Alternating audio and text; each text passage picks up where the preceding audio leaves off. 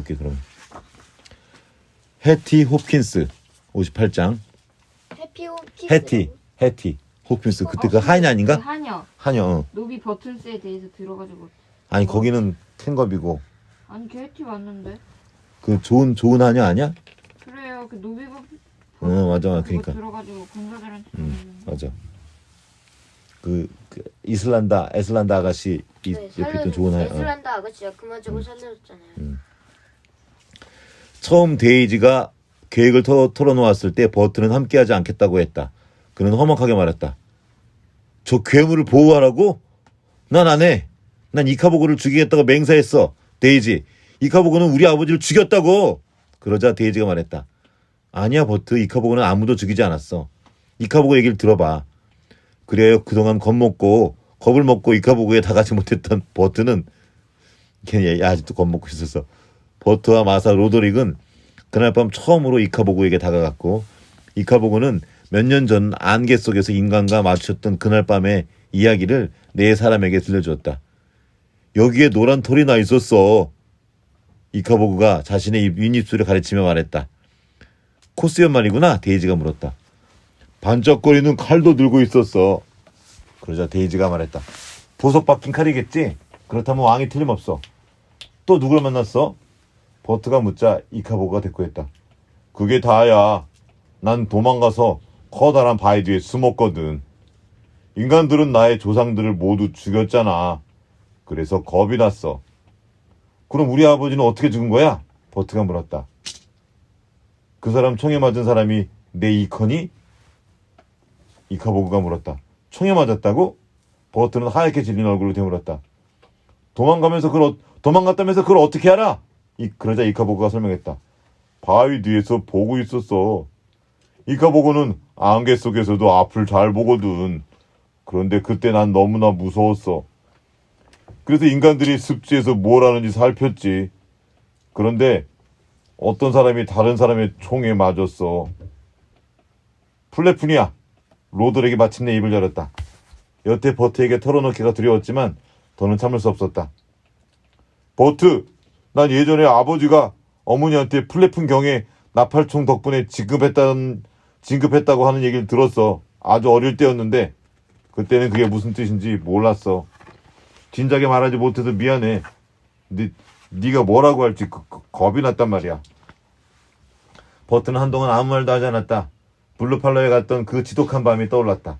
그때 그는 코르노코피아 국기 속에서 아버지의 싸늘한 손을 찾아 어머니가 입을 맞추도록 끌어내주었다. 스피드로스가 아버지의 시선을 봐선 안 된다고 했던 일. 플레푼 경이 그의 어머니에게 파이 부스러기를 튀기며 비미시 대장을 무척 아꼈다고 말했던 일들이 떠올랐다. 버트는 가슴에 손을 얹었다. 옷 속에서 아버지의 훈장이 맨살에 닿았다. 그는 데이지를 돌아보며 낮은 목소리로 말했다. 좋아, 나도 같이 가. 그래서 4명의 인간과 이카보고는 데이지의 계획을 실행에 옮기기 시작했다. 눈이 빠르게 녹고 있었으므로 서둘러야 했다. 곧 병사들이 습지대로 돌아올 게 분명했다. 먼저 그들은 다 먹은 치즈파이, 케이크 등이 담겨있는 빈 나무판들을 가져왔고 데이지가 거기에 글씨를 새겼다. 그 사이 이카보고가 두 소년을 도와 진흙에서 마차를 끌어냈고 마사는 남쪽으로 가는 길에 이카보고가 먹을 버섯을 부지런히 땄다.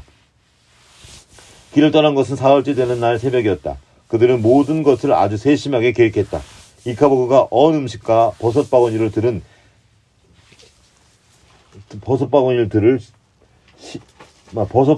실은 마차를 끌었다. 그 앞에서는 버트와 로드릭이 글씨가 새겨진 나무판 하나씩 들고 걸어갔다. 버트의 나무판은 이렇게 적혀 있었다. 이카보고는 해를 입히지 않습니다.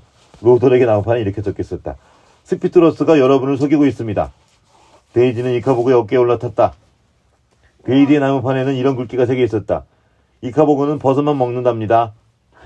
귀여워. 마사는 먹을 것과 눈꽃풀 한 다발이 실린 마차에 올라탔다. 이 눈꽃풀도 데이지의 계획을 위해 준비한 거였다. 마사의 나무판에 이렇게 적혀 있었다. 이카보고 만세, 스피트로스는 물러가라. 한동안 사람의 콧배기도 보이지 않다가 정오가 가까워질 무렵 그는 누더기를 거치고 깡 마른 양 한 마리를 끌고 가는 두 남녀와 마주쳤다. 지치고 굶주린 이 두 사람은 바로 그런터 할머니에게 아이들을 맡긴 궁전의 하녀 해티 홉킨스와 그 남편이었다. 그들은 일자리를 찾아 여기저기 돌아다녔지만 아무도 그들에게 일자리를 주지 않았다. 거기서 발견한 굶주린 양은 털이 지저분하고 숱이 없어서 돈이 되지 않았다. 홉킨스는 이카보그를 보고 놀라서 풀썩 무릎을 꿇었고 해티는 입을 떡 벌린 채 서 있었다. 이 요상한 무리가 가까이 오자 부부는 나무판에 새겨진 글씨를 읽고 그들이 미친 게 틀림없다고 생각했다. 사람들이 이런 반응을 보일 거라고 예상한 데이지는 그들을 향해 소리쳤다. 이건 꿈이 아니에요. 진짜 이카보그예요. 하지만 이카보그는 아주 온순하고 얌전하답니다. 사람을 한 명도 죽이지 않았어요. 오히려 우리의 목숨을 구해줬다니까요. 이카보그는 데이지가 떨어지지 않도록 조심스럽게 허리를 구부려 여윈 양의 머리를 쓰다듬어 주었다. 양은 도망치기는커녕 태평하게 매 하고 울더니 다시 메마르고 가느다란 풀을 뜯어먹기 시작했다. 데이지가 말했다. 보셨죠? 이 양은 이카보그가 해롭지 않다는 걸 알고 있어요. 우리랑 같이 가세요. 마차에 타셔도 돼요.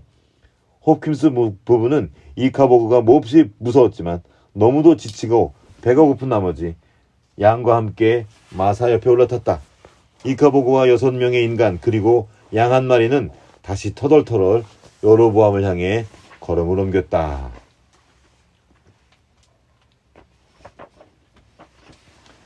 자, 59장 다시 여로보암으로.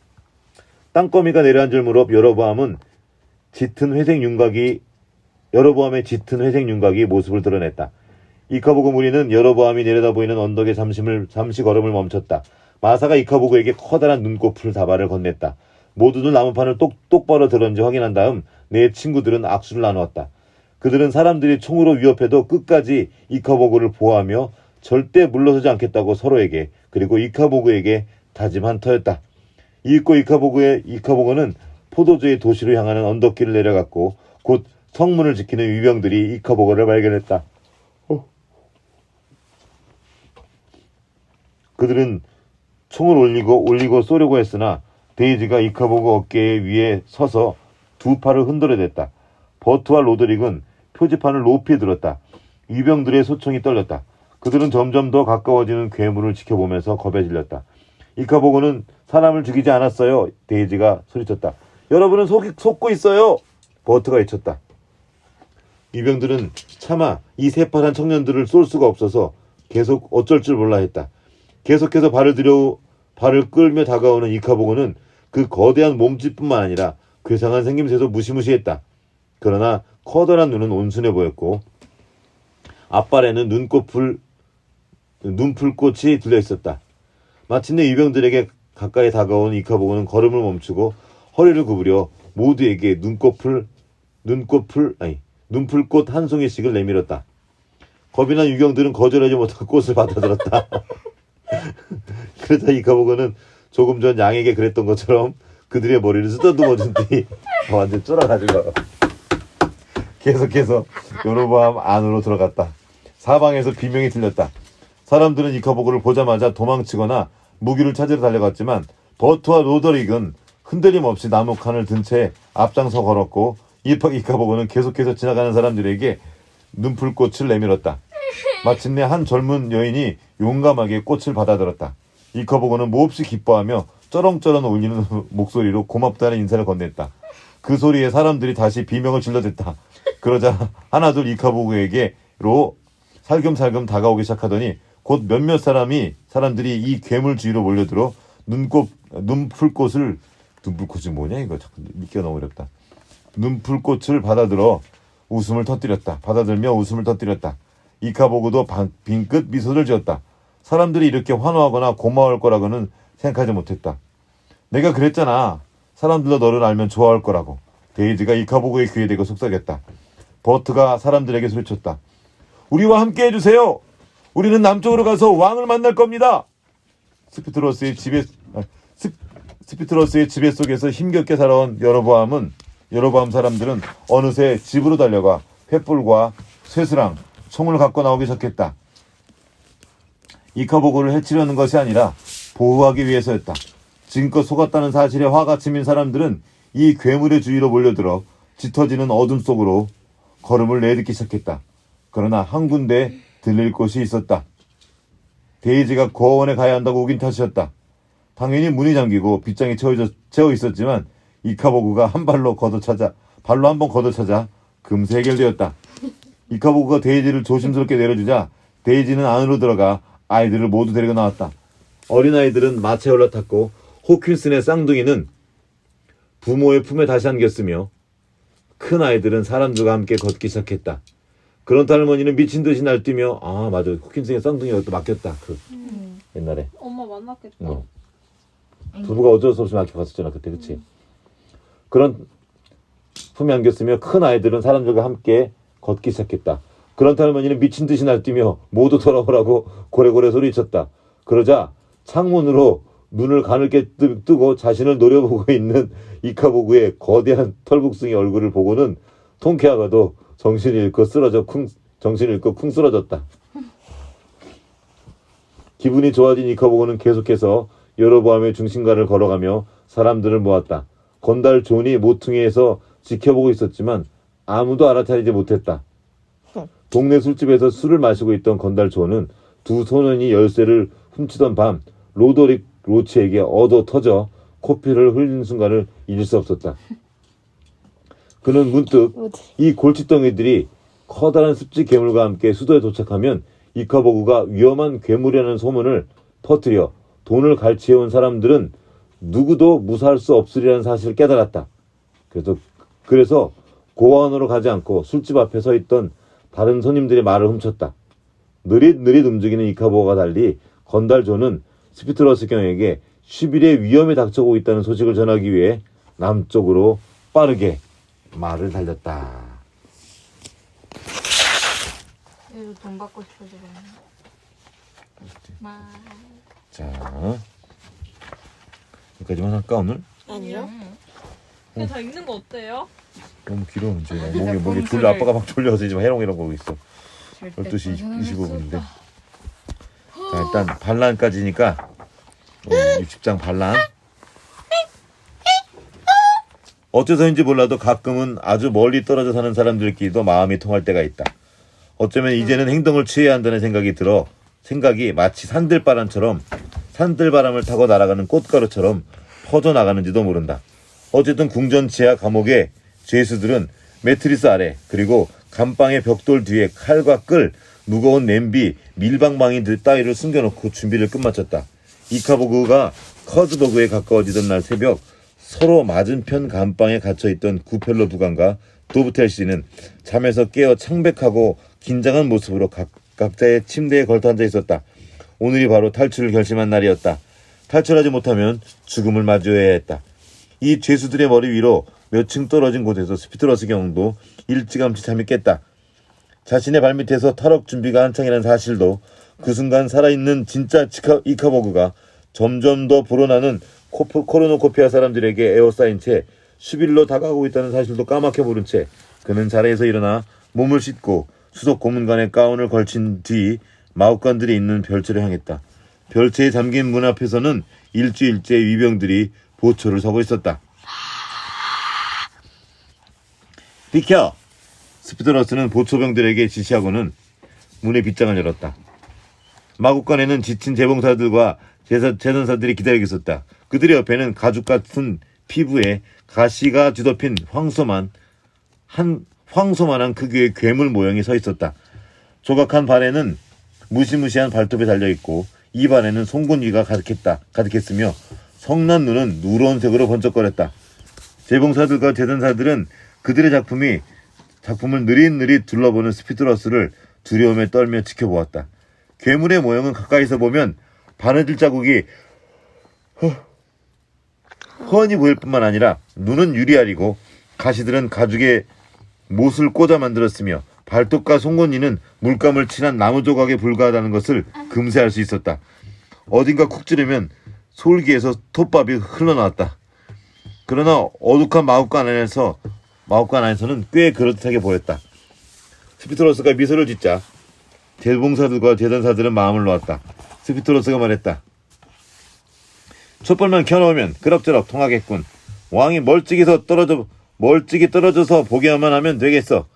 가시와 송곳니에 독이 남아있다고 하면 되니까. 재봉사들과 대산사들은 안도의 눈빛을 주고받았다. 일주일 동안 밤낮없이 일한 끝에 드디어 가족이 있는 집으로 돌아갈 수 있게 되었다고 생각한 그들은 생각했다. 스피트로스가 안뜰에서 기다리는 병사들을 보며 말했다. 너희들은 이자들을 처치해라. 가장 어린 재봉사가 비명을 지르려고 입을 벌리자 그는 느릿느릿 덧붙였다. 소리 지르면 총에 맞는다. 진짜 나쁜 놈 같아.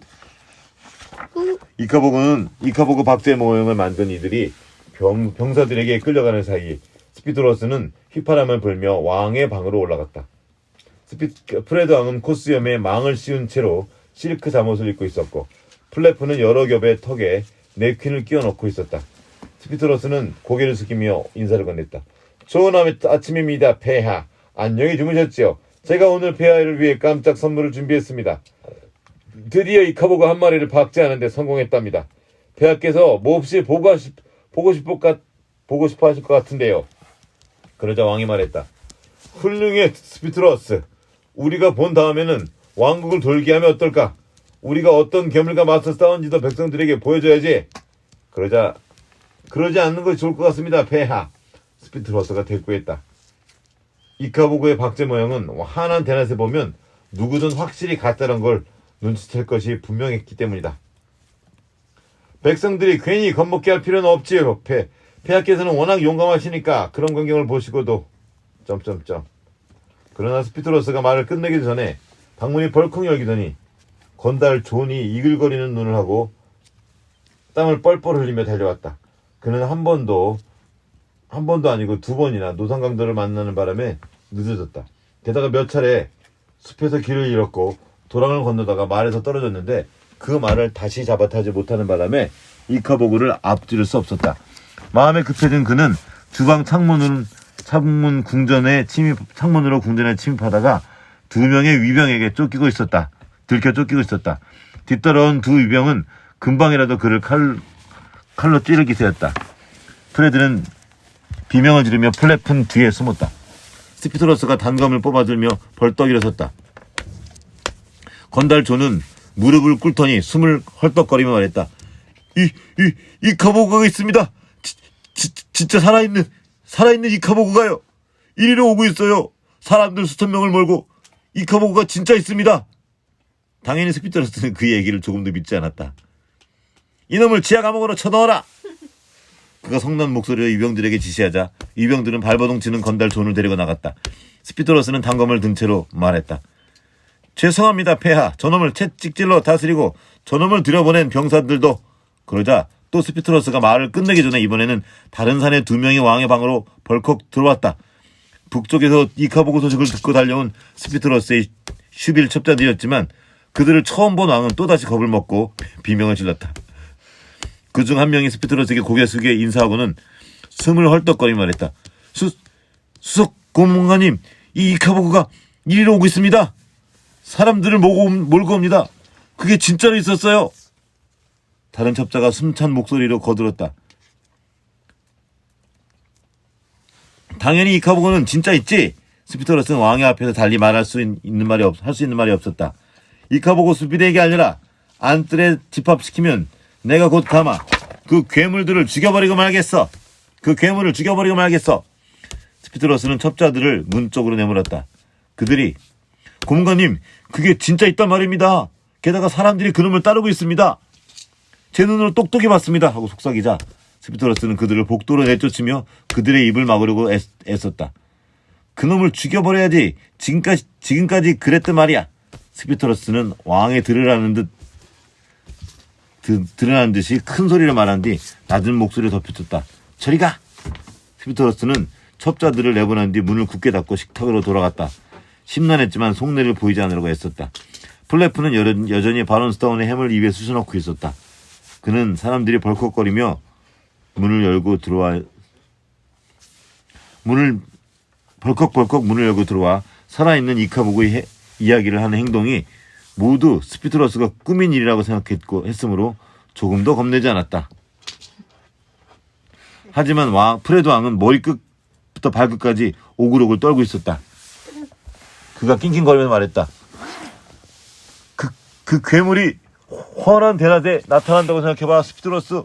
난 그놈이 밤에만 나온 줄 알았다고. 그러게 말입니다. 참으로 대담해지지 않았습니까, 폐하? 스피드로스가 대꾸했다.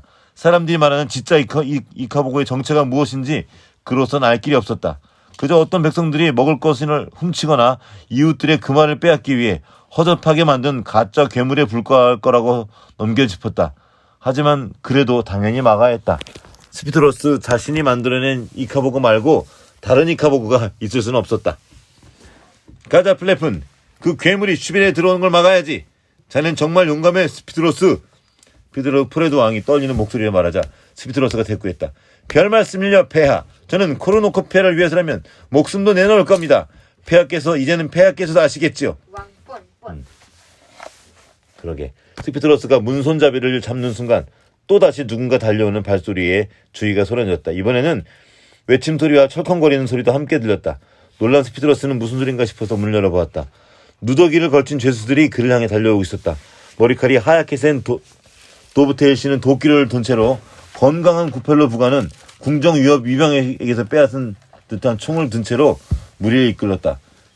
뒤에서는 비미 씨 부인이 머리칼을 휘날리며 커다란 냄비를 휘두르고 있었고 에슬란드 아가씨의 하녀인 펜이 훨씬 좀. 밀리센트가 방망이를 들고 비미 씨 부인을 바짝 뒤따랐다.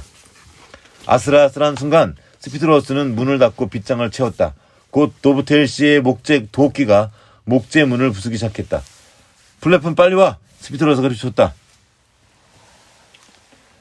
두 귀족은 반대편 문으로 나아갔다. 그리고 나가면서 안뜰로 향하는 계단이 나왔다. 궁전 지하 감옥에 50명의 사람들이 같이 있다는 사실을 까맣게 몰랐던 프레드는 무슨 일인지 알 수 없어 얼른 대처하지 못했다. 도브테일이 뚫어놓은 문의 구멍으로 성난 죄수들의 얼굴이 보이자 그제야 그는 벌떡 일어나 두 귀족을 따라갔다.